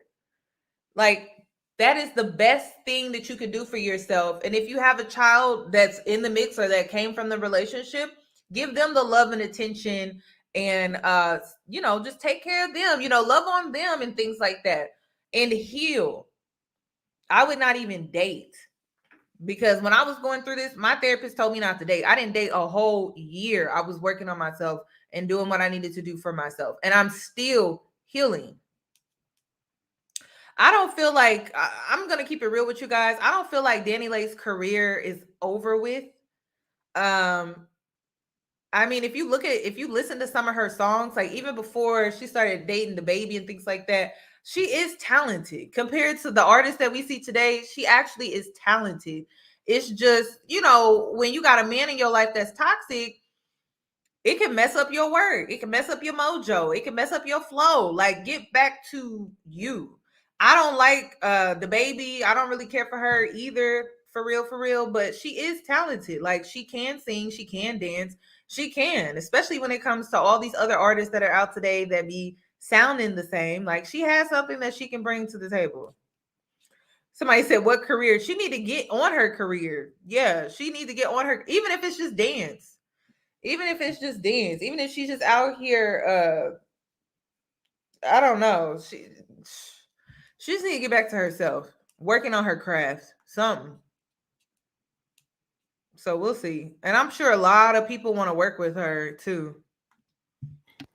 Yeah. So I just want the focus to be on that already. Like, I'm ready for that moment. And to it's happen. like you work so hard to get to this point. Yeah, I work very hard. Like, so. Sure. And then what about the music? So what's happening there? Because you're doing an album now, right? Are you working on an album? I'm doing an EP. Oh, EP. It's finished. Yay. And it's about to come out. So I'm very excited. It's called My Side. Mm-hmm. I'm about to drop a single 1st. Mm-hmm. It's called Dead to Me. Oof. Yeah. Yeah, I think that's one of the ones I heard. Yeah. So I wanted to just kick it off with this song because I just felt like it expressed like the place I was in and what I needed to do for myself, and just dead the relationship and make sure like I do it for myself and my child, and you know, just the toxic situation needed to just die, you know, and that all them years just needed to just, you know, we just needed to move on. So I feel like that was the start, how I wanted to come out with, hey, I'm dropping music again, but this is what it is, you know? And then the rest is, it's a 7-song EP. And I just feel like it's just like, it's crazy because it was right after I was going to say, it's the live like happened. therapy. It's like therapy for you. It was so good to be able to put it out there or be in the studio locked in. Even with everybody I was writing with, they obviously all knew what was going on. But you're like fresh in heartbreak mode, right? Literally. In the studio? Yeah. What is that like? No. Are you like crying in the studio and like... Don't Call Me On My Name. That was the one, I feel like. Because it was about our daughter and just how are you going to do this? Like, she's going to see this one day and like, it's bigger than us. So that one really hit me. But then it goes through phases, like, of me manifesting later on how I'm gonna feel, and I know you hate to see it. And where I'm gonna be on your timeline with my new man, he's not gonna be playing about me, like. So it's just like, you know, you'll hear it. It goes through like real. I can't stand y'all in the chat. I cannot stand y'all are going in on this girl. Listen. I don't know about y'all, but you don't got to be super confident to have a music career nowadays. You do not have to be the next Whitney Houston. You just don't. Okay. All you got to do is sound decent and you can sell a record, literally. And then it just need to go viral on TikTok and you really good. So, like, y'all killing me. Y'all are killing. This is killing me right now. I'm like, oh my God. He got a point though. I'm done with y'all. I'm done. I'm gonna be real with y'all, and I know y'all probably gonna be like, I think her EP is gonna be better than Summer Walker's. Summer Walker's Heartbreak album. I mean, she had a few decent songs. But I think Danny Leigh is going to have a better heartbreak album or song release. And the reason why I say that is because it was public. And so I think her audience is going to be able to connect with her music compared to Summer Walker, where I feel like her, you know, we can only go off of the song. So I don't know. Yeah, y'all, I said it. We gonna see though. I could be wrong. We gonna see. I could be wrong. I felt like Summer Walker's, like all her EPs were better than her actual album, but that's just me. I felt like her EPs were way better. I think also another reason was because maybe her songs, Summer Walker went from like hanging out with your girlfriends and just wanting to have a good time. And then this album, it was like, girl, you in a dark place. You were in a dark hole. We need to get you out of this hole. And I'm pretty sure she was in the booth crying when she made that album, because when you listen to the album, it just seemed like she was in a really, really bad place. So somebody said, "You're not just wrong, you're dead wrong." We gonna see. We are going to see. We will see. A lot of people felt like they didn't enjoy Summer's album the same compared to all her other ones. Yeah, like I felt like, I don't know. I just felt like the recent Summer Walker album, it was a lot. It was just a lot to take in. It's not an album that you just want to play and listen to all the time. It's one of them albums where you pour yourself a stiff drink and you take a listen to it. It's not one of them albums that you want to just, kick it and, hang out and listen to. It's just not one of them songs. So we'll see. Somebody said EP, but at least Summer Walker got an album. I will say that. Real sad. I loved you, and then into like what I have going on next, and then it ends with my baby, like a song from my baby. So just kind of like closure. Like I feel like that project is closure for me to just move on for my next chapter in life and just focus on having fun and being a mom and yeah. And living life. In a positive light, and just moving on. Good for you, baby. Thank you. I'm so happy to see you today and that you're doing good. I was you know what I mean? We all watched that and No, we're worried about you. No, I went out one time and like, I feel like everybody was staring at me. I was like, oh dang. It was like, everybody's just looking at me like, dang, that girl, I just seen her. Like, yeah. Did people say stuff to you in the street too? Probably. Right? So, yeah. A couple people like, I love you. Like, you're going to be good. I'm like, damn. Aww. Yeah. So. Did anybody give you good advice? What's the best advice you got? The best advice I got. I'm trying to think. I feel like so many people gave you give me little gems and here and there, just to do you. Like at this point, that's the end. Like it was almost just good that it all happened, just because now you can really restart, like and just focus on you. And that's what I'm doing. So you're doing great, Mama. Thank you. You know you dead to me. Never kept your word with what you said to me. You know you dead to me. I ain't got no more time for toxic energy. You guys, this song is already on Reels on Instagram. It's already on TikTok. Listen, it's gonna do decent. I think it's going to do decent. I do agree with the baby. I felt like if she would have put this album out sooner, but I mean she was working on it. So we'll see. It's not a bad song, y'all. It's not. I feel like all songs nowadays sound mediocre, but that's just my opinion. I feel like it's a decent song for the times that we live in right now. And if she can make a song go viral on TikTok, she'll be fine. That's all you got to do. Heck, I thought about putting out a song my damn self so I could get it to go viral on TikTok so I can make some money. I mean, some of y'all need to be doing the same thing. Okay, all you got to do is get in the studio. I don't know, start saying a catchy phrase and repeat it over and over and over again. Put it on a good beat and package it up and sell it and see if it can go viral on TikTok so you can get you some money. I thought about it myself. I know y'all thought about it. I'm not saying you got to be super, super talented. I'm just saying if you get a catchy song and you get it to go viral on TikTok, you're good. You are good. So I don't know. Okay, so I do have a treat. So let me go ahead and move on.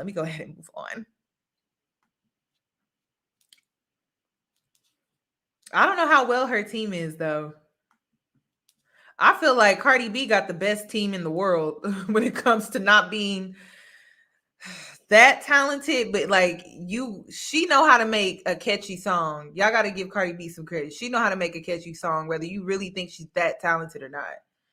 She knows how to make a catchy song. She know how to get you bopping in the club. She knows how to make music and sell it and package it. And she caters to her audience. She be knowing what she doing. Okay, I'm like, what's taking so long? I'm trying to pull up my treat for you guys. So y'all know what I'm about to talk about, right? Y'all know what we about to talk about. Y'all know what we about to talk about. We about to talk about Jada Waiter. Miss Jada. I feel like she's a great mom, y'all, regardless of her relationship with her baby daddy, her baby's father. I feel like she's a phenomenal mother. I do. I feel like she's a wonderful mom. Her child seems very, very bright. She seems like a fun mom, too. Okay. So Jada says men don't respect or appreciate women like they used to in the 80s or 90s. That's what she said. That's what she said. And you know, hold on. She about to get into it too. Hold on. Let me pull up this video. That's what she said. She said they don't appreciate us women the same like they used to in the 80s and in the 90s. That's what they said.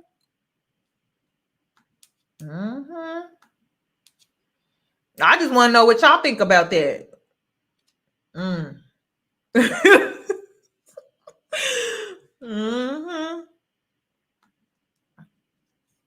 That's what she said.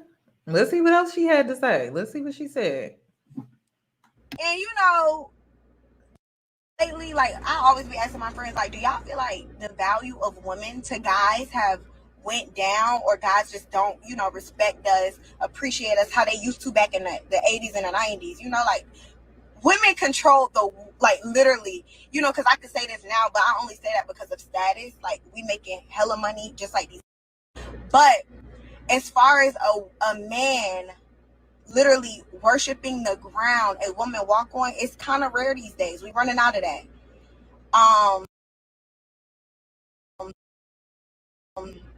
And it's kind of scary in society today. And I don't know, I might piss a lot of people off talking about this, but it's just conversations I be having with my friends. But guys don't appreciate us. I don't know what it is. This might be just something I talk about on my, maybe the first topic I talk about on my podcast, because I don't know. It's just a little weird these days. It's like we got to fight for a spot in these lives, or they want to put, I don't know. I'm going to shut up. I'm going to save this for my podcast because y'all know I got a podcast coming out here. We all about to be acting normal. Okay, I got to break this down, y'all. I got to break this down. Okay. So she said that we run the world. That is what she said. That is what Jada said. Jada said we run the world. So I have to ask, why are we putting men on pedestals? We run the world. We the prize, but somehow we're out here putting men on pedestals. I feel like women have to start taking some accountability. I do. Because you got women out here fighting over a man. You got women out here bending their standards, bending their boundaries for a man. You got women out here being desperate for a man. You got women out here being desperate for marriage. You got women out here thinking that a lifestyle, Jada, a Rolls Royce is better than respect. So if women, and I say if, right, according to her, if women were appreciated and respected more in the 80s and 90s, it's probably because they didn't bend their standards. They didn't bend their boundaries. They stuck to them. Okay? And so now men are in a position where they're seen as high demand, and they feed off of that, you know. And I'm gonna tell you something else. Another reason these men walk around the way that they do with a chip on their shoulder, they could come on the internet and say this about women and say that about women, is because they know at the end of the day, they can say and do and come as they want and still get sex. They are still going to get sex. Now, I don't feel that women back in the 80s and the 90s were all that well appreciated and respected. I don't. Because a lot of them, and we're speaking on Black women, a lot of them were overgiving, overextending. They were the sacrificial lamb of the family. There were women getting abandoned, children being abandoned in the 80s and 90s. The only difference between then versus now, I do feel like those women somewhat were appreciated more, or at least these men would act like it, or at least they would put in some type of effort, you know what I mean? Because they couldn't get sex easily. That is the common denominator. It is sex. I mean, think about it. If you have a toddler, right? And they get candy, whether they act up or act good.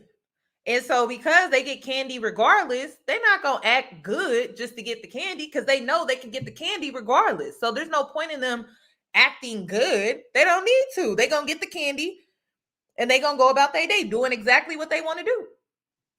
So if you want to know the difference between then versus now, I don't feel like women were treated all that much better. I do feel like women were provided for more. I do. Yes, I do. But really, the only difference between then versus now is sex. It is sex, y'all. That's it. It is sex.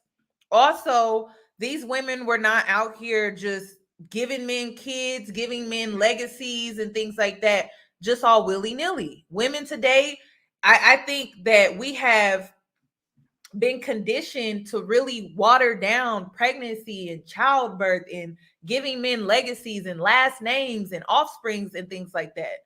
Like, we have really watered that down. So, I mean, if you really want to turn and shift, because you, the feminine, you have the power to do that. She said it herself. She said, women run the world. I don't feel like we run the world. We influence the world. That is our power. We don't run nothing, but we definitely influence it. So if we want to create a shift, we need to raise our standards. We need to not bend our boundaries. Because at the end of the day, these men are going to do what they are allowed to do. So if they know they could go out here and cheat on you and you're going to take them back, they're not going to not cheat. They're going to continue to cheat. Jada, she is the... And you know, it's interesting that this is the spokesperson, but you know what? We all are, we're all here to learn and grow, you know, and sometimes the lesson that we are supposed to get, sometimes it comes after a few errors, you know, but eventually we get it. So I don't feel like people are saying this is the wrong messenger. No, it's the right messenger. She's the right messenger for this message, because she done put up with a lot. You know what I mean? She has been giving gifts, cars, homes, jewelry, and it still wasn't enough. So I think she's the right spokesperson for this, because a lot of women feel like they can trade in self-respect for a car. And you see how she's on here speaking now. So I think she's the right messenger for this. I think she's the right messenger. And I think Black women, we collectively need to get out of this scarcity mindset that, oh, he does just this and that's enough for me, when really you deserve more than that.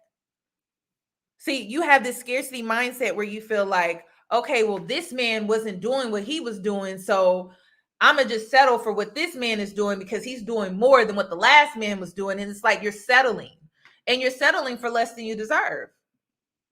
So let's continue, though. Let's continue, because this is all about the tie-in.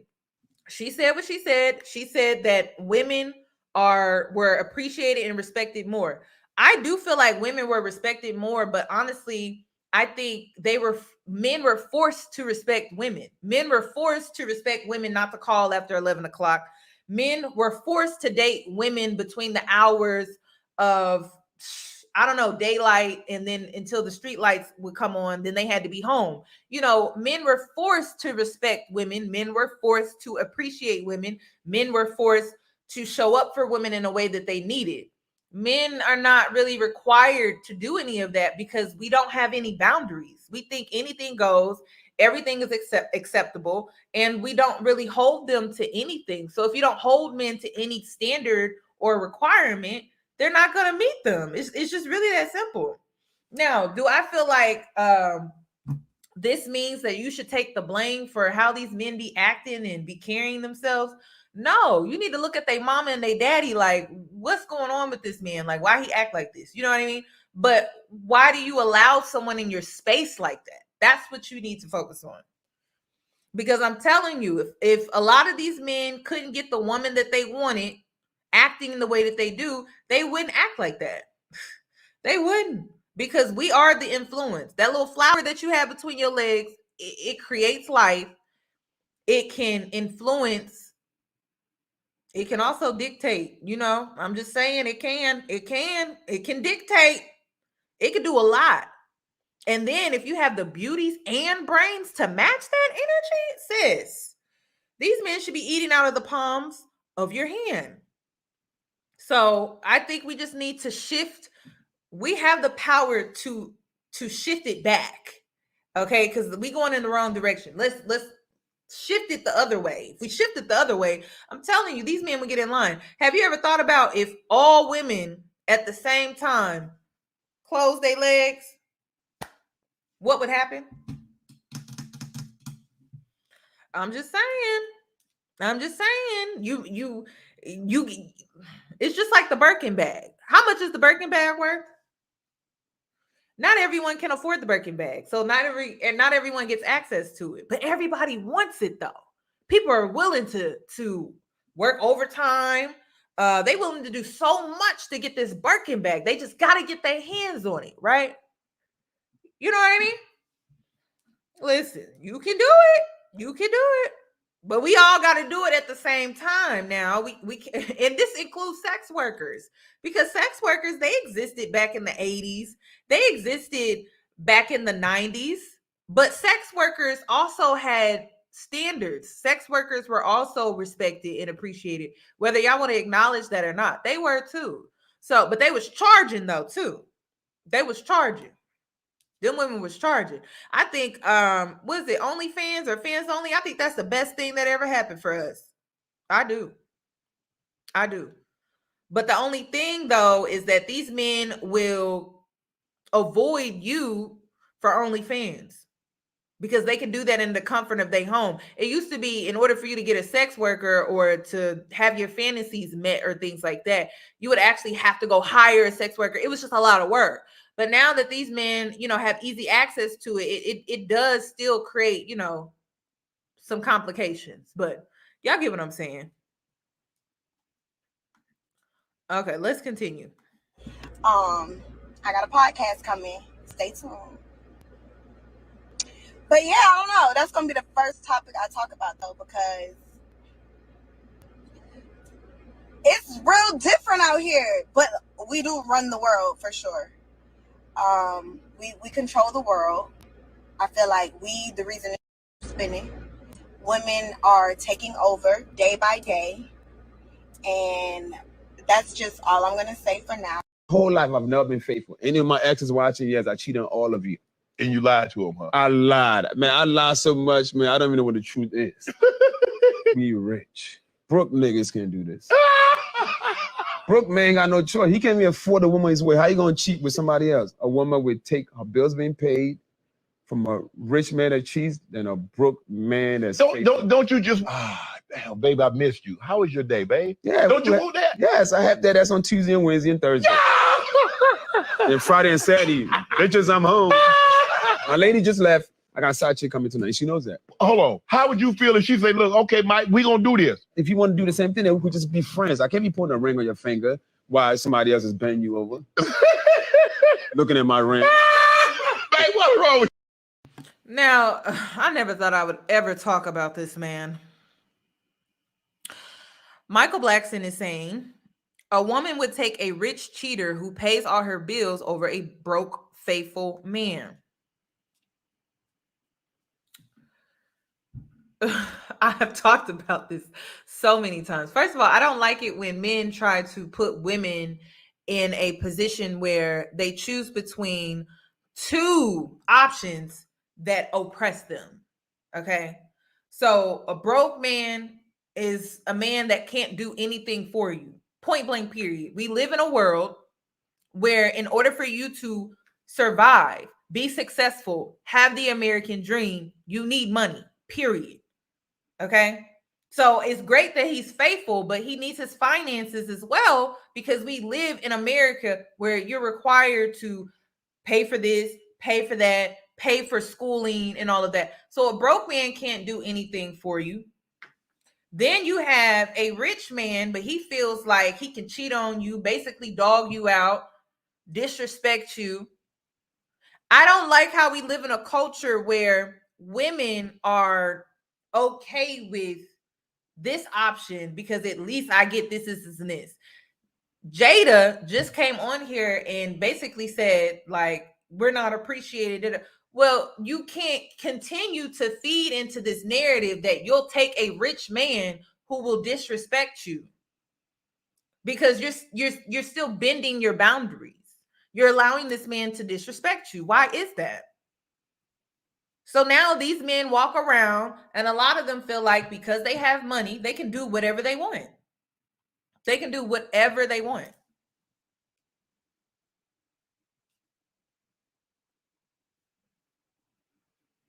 It's toxic. It's toxic on both sides, and both sides create a broken home. So I'm not here for it.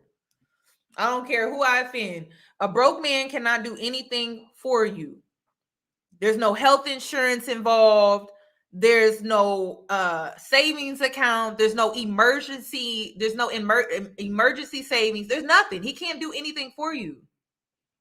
But he wants you to do everything for him. He wants you to cook. He wants you to clean. He wants you to organize. He wants you to bear his children. But it's like, what are you doing for me? Because we reciprocate. So a broke man cannot reciprocate. It's great that he's faithful, but that's just not enough. It's not enough. And I don't care who I offend with that. I do not care. Like, it's not enough. It's not enough to live a life where it's peaceful. Like, I've never met a broke person that was at peace, because their finances had them insecure. Their finances caused them worry. Their finances would cause anxiety. Bill collectors calling. Everybody need money and you don't have it. Like, that's not a life that is peaceful. So I'm just not going to be here for it. That if a man is broke, he's wonderful or something. Yeah, thank you. Because there are broke men out here that are just as bad as these rich men that are horrible too. Yes. And I'm like, somebody said I'm offending. I don't care. Somebody said I'm offending the pick-me's and the mammies. Listen, a broke man can't do nothing for you. And I would hate for you to get pregnant, sis. I would hate for you to get pregnant. That's when men really switch up on you. So I just wouldn't gamble with my life like that. I'm not saying that a rich man is going to be better, but what is wrong with women choosing themselves? I don't why is that not an option? They always do that. And it's a manipulation tactic that I tell you guys this all the time. It's manipulation.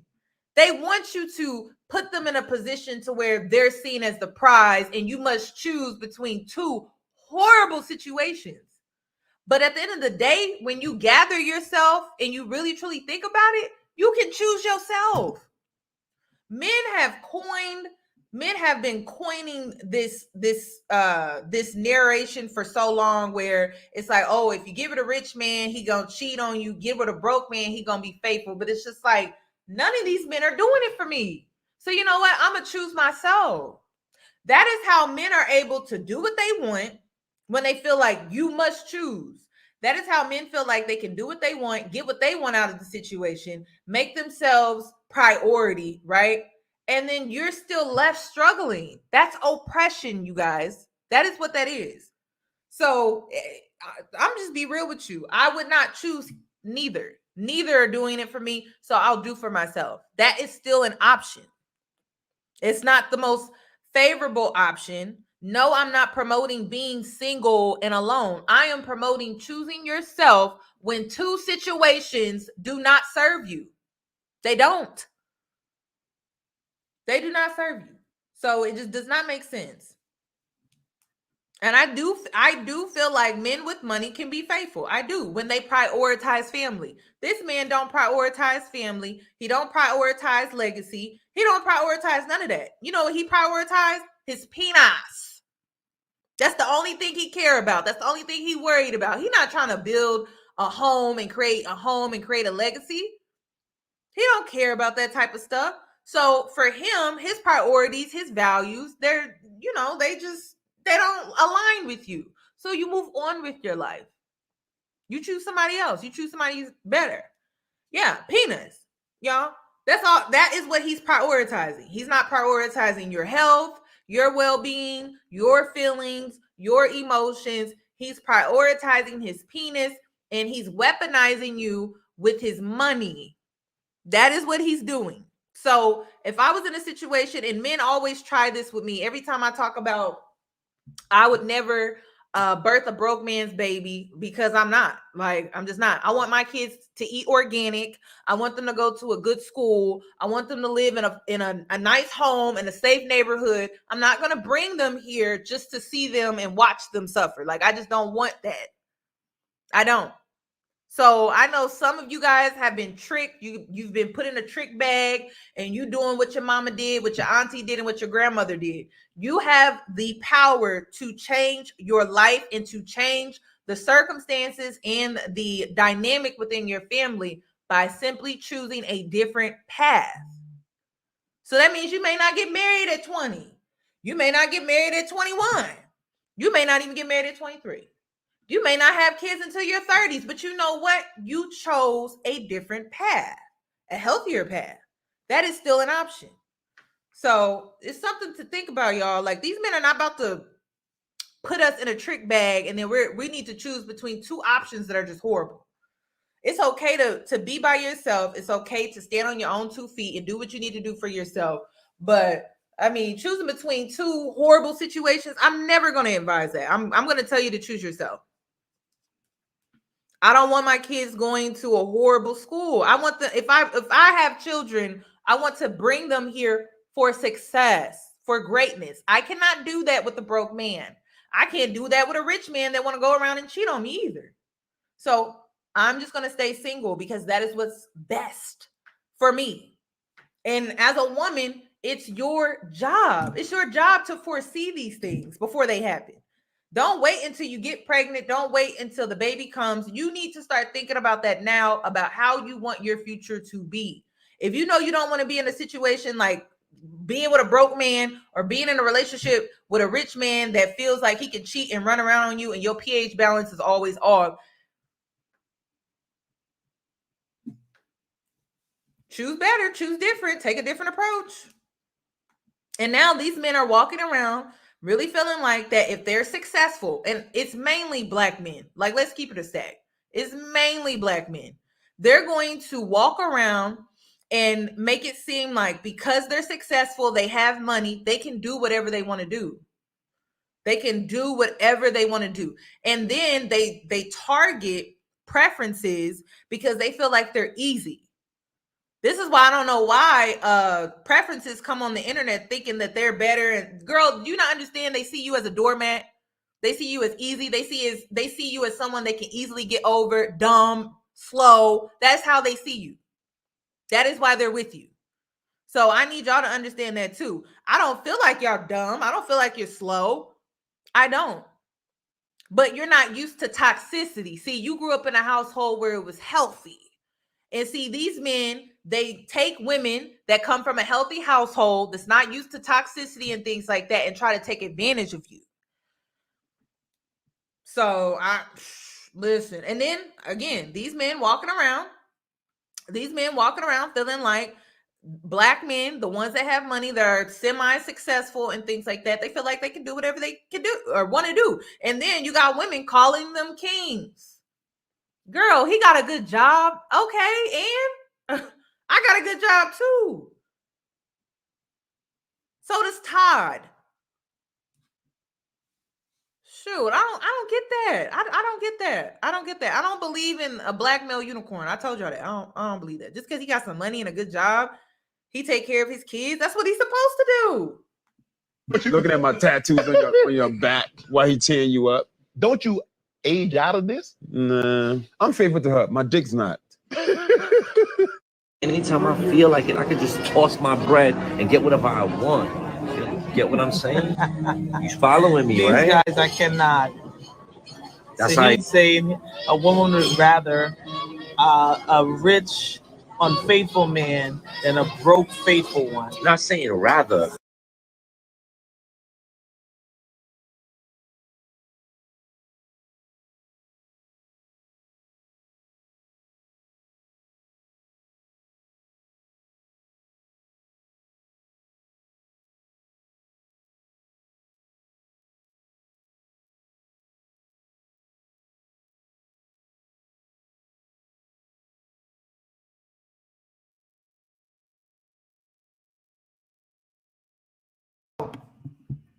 Did y'all hear me? I was mute. My bad, y'all.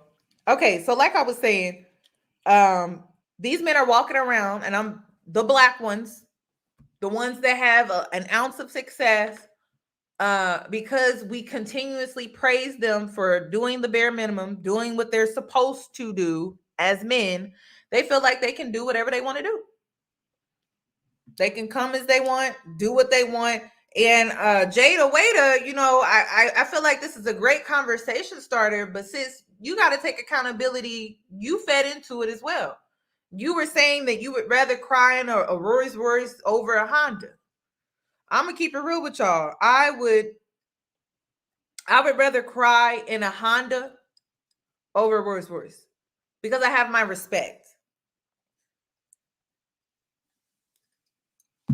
I have self-love. I have self-esteem. I have self-confidence. I'm not insecure. I'm not looking in the mirror feeling like, what's wrong with me? Why don't he feel like I'm good enough for this? I don't have time for that. So I would rather be in a Honda. I'd rather be in a Honda, feeling myself. I don't know. Listening to, I don't know. Feeling as long as I'm feeling good about myself, I don't care. I will be in a Honda. And some of y'all need to just go ahead and make that decision because it's not worth it. It's not worth losing your sanity. It's not worth it. It's not worth it. It's not worth it, y'all. I'm telling you. Somebody said I would rather cry at home.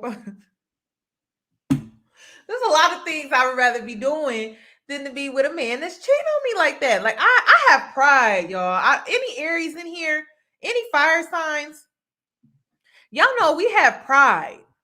We do. Two things. Don't ever tell an Aries that they can't do something. And then don't ever tell an Aries that they will never be good enough. Don't do it. Don't do it. I wouldn't do it. I wouldn't do it. I wouldn't do it. I wouldn't do it. Don't do it. Don't do it. Because we're going to show you every time. We're going to show up every time. We're going to show up. We're going to show out every single time. So just don't do it. I have pride. So as soon as I feel disrespected, I'm out. Like, I don't even want to tolerate the situation. Men that have disrespected me, it's always been behind my back. It has never been to my face because they knew better. It has always been behind my back. And when I would find out, they would get dropped. I would go ghost. I would never speak to them again. I would block their number and disappear out of their life. So it's really that simple. I have pride. I have pride. I have pride. And as soon as you start to tamper with my pride, it's over. Like, there is no coming back. And the reason why I'm like this is because I saw women growing up. That's why I don't feel like women from the 80s and the 90s were all that well respected.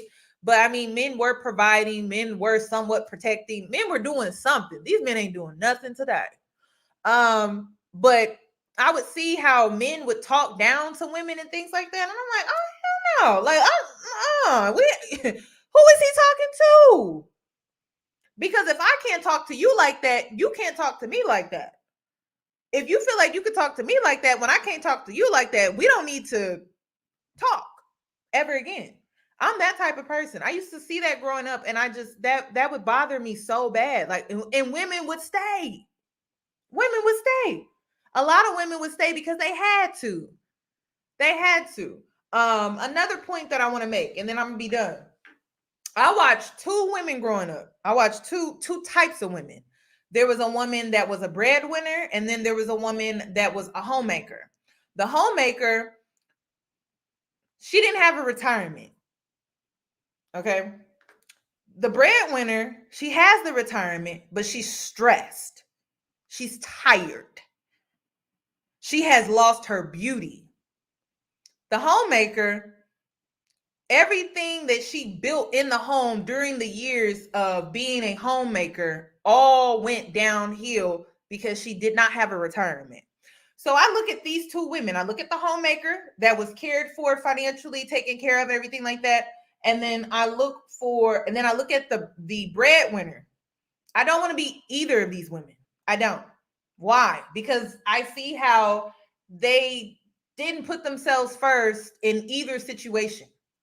So what I do is when I see situations like these two different situations, right? I take what I feel benefited them. It benefited the bread worker or the breadwinner to have a retirement, right? It benefited the homemaker to create tradition in the home, take care of the children and things like that. Like, she was able to do that. I'm trying to figure out how I can find balance between these two women. I'm trying to find a median. Okay. I'm not saying a perfect life, because perfect does not exist, but a median. Like, okay, the breadwinner, she was overworked. She lost her beauty. She never could really prioritize herself, look after herself. The homemaker, she couldn't really prioritize herself or look out for herself. She was always doing for her children, her husband, and she never got the retirement. How can I find a median? How can I find a middle? How can I find balance? How can I find that? So I'm going to challenge you guys with that. I know how I plan to find my balance. I'm going to ask you guys to find yours, because neither situation you truly want to be in. The breadwinner is tired, y'all. When I say tired. The homemaker is living in regret because she never got her retirement. She never paid into her retirement the whole time that she was a homemaker. So these are two things that I would think about and look into if you do plan on ever getting married and things like that. Don't think that you have it all figured out, because life has an interesting way of teaching you things. And you just want to kind of like, sit down and just meditate on it. Like, what do you want? How do you want your life to be? How would you like your future to be? Do you want kids? Do you not want kids? Do you want to get married? Do you not want to get married? Do you want to be in a traditional marriage? Do you not want to be in a traditional marriage?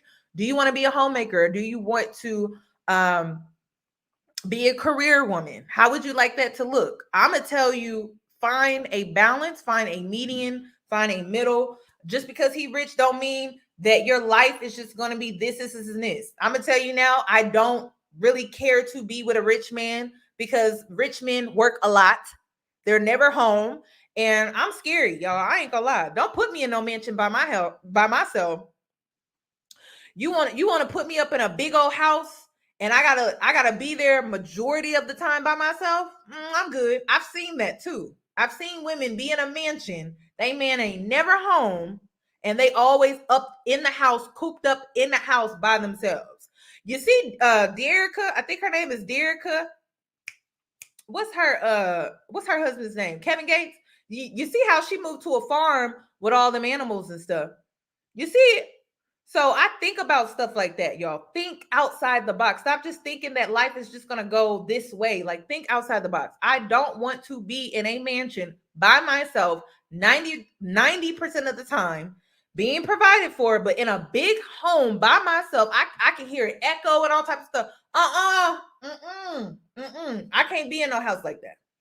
I'm scary. I hear something, I'm calling 911 immediately. I'm one of those type of people. So I can't be in no big house like that. If it starts to echo, it's too big. It's too big for me. That is how I am. So I don't know. Not everyone is like me, so choose what you feel is best for yourself. But think about stuff like that. Like, could you handle being in a big home by yourself majority of the time while your man is at work? Will he create a retirement for you, even though he is the provider, all the money he brings home, all the bacon, everything like that? Is he putting money aside for your retirement, or are you coming up with some type of side hustle or some type of gig or something that could create some type of income for your retirement? Because that is what it's about. So on that note, you guys, I'm going to leave it here. Yeah, I'm good with middle class. I would prefer upper middle class, and I'm cool with that. But rich, them taxes hit different too. So I'm not aiming for rich. I'm actually aiming for like middle class or upper middle class, to be honest, y'all. Just normal.